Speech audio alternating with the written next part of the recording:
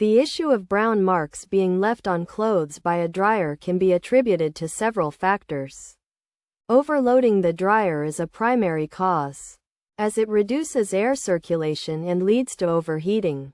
To address this, it is essential to load clothes evenly, ensuring they have sufficient space to move freely. If this does not resolve the issue, the lint trap may be the culprit. A clogged lint trap can cause poor airflow, resulting in overheating, which can scorch clothes. To clean the lint trap, start by powering off the dryer. Then remove the trap and wash it with soapy water. Additionally, clean the surrounding areas in the dryer before reinstalling the trap.